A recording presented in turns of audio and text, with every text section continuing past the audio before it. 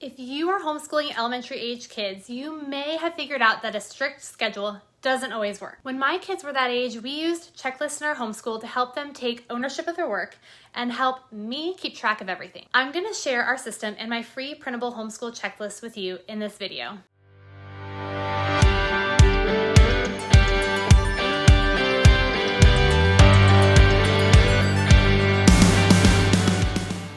Thanks so much for visiting my channel, Blessed Homeschool. I'm Sara and I love sharing tips, resources, and encouragement with homeschool moms, so I hope you'll subscribe and stick around. Okay, everyone is different, but I personally love to have a routine to follow in our homeschool. When I first began homeschooling, I scheduled everything out to the hour each day, thinking that if I could just have the perfect plan and schedule, my homeschool would run smoothly. Those of you with multiple little ones can empathize with me on how that actually turned out. That schedule was out the door after the first month, even though I really tried for a few weeks. Don't get me wrong, schedules can be great. I used to teach high school math, so it's no wonder I tried to run my homeschool in a similar fashion, schedule-wise. But when my kids were elementary aged, a loose routine and homeschool daily checklist worked much better. I used homeschooling checklists for a couple of years to not only keep me on track with what we had to accomplish each day, but to help teach my kids to manage their time well. And not only did it help them learn to self-regulate, but having a checklist helped them to take ownership about moving throughout their school day without me nagging them every step of the way. Who wants that? Plus, it's satisfying to check off all those little boxes and see what you've accomplished that day. Now that my kids are older, we use a digital checklist with Homeschool Planet, but I wanted to share these with you guys in case you've got kids this age and it would be helpful for you. Plus, I created free printables that you can grab and use in your homeschool that I will share. Okay, first I want to share with you what our homeschool routine looked like when we were using our checklists, so you can have an example and see how I would use them. Now, as I go through this, you'll notice that the one thing I don't put on our checklist is a list of specific chores. I created separate chore charts to use for that, and we use a zone cleaning method with our kids in our home. I will put a link to a blog post about this in the description in case you want to learn more about how I do this. So back to our routine. Once the kids woke up, they would have breakfast and get ready for the day. So get dressed, brush their hair, brush their teeth. Most days, we then got together to pray or do our Bible lesson before separating into individual schoolwork and activities. The year we started using our checklist, we were using BJU Press Homeschool for most of our curriculum, and this was before they had created the Homeschool Hub. So I really wanted a system to help my kids move throughout their daily lessons and not forget anything that they needed to do. So on their checklist, I wrote down each thing they needed to finish daily. All right, so here is an example of the checklist that I made. This was my son's. He loved Lego at the time, so I made a little Lego theme. And on their checklist, I would write down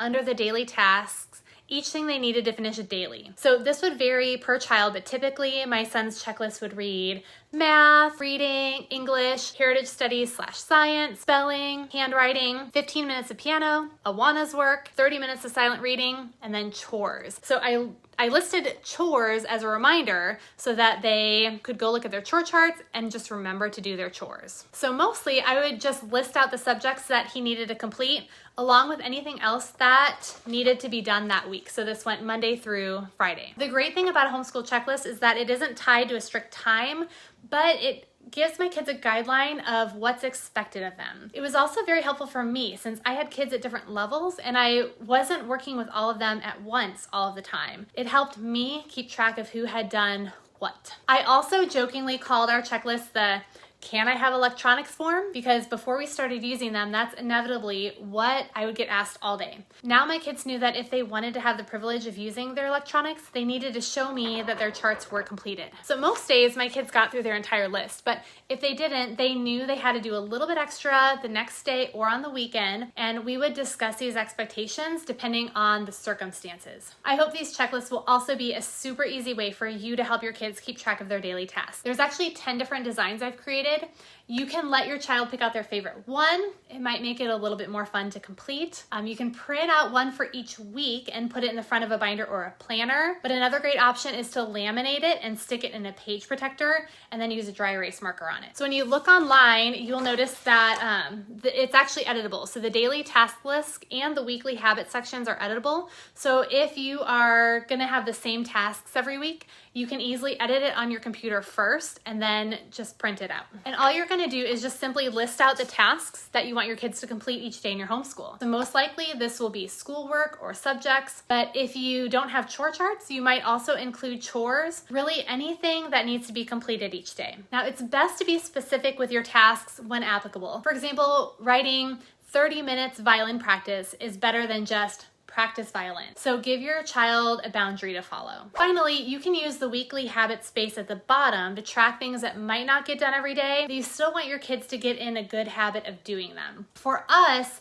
I included music practice and silent reading on our checklist as things I wanted done every day, but you could include them in the habit section instead if you wanted. Bible study or devotion time might be good to write in there if your kids are working on those habits. If your kids are working on personal care habits like brushing their teeth, daily bathing, brushing their hair, picking up their rooms, those could go in the habit section as well. So talk to your kids and let them help you come up with good habits that they want to work on. Then look over their list each week to see if they are meeting their goals.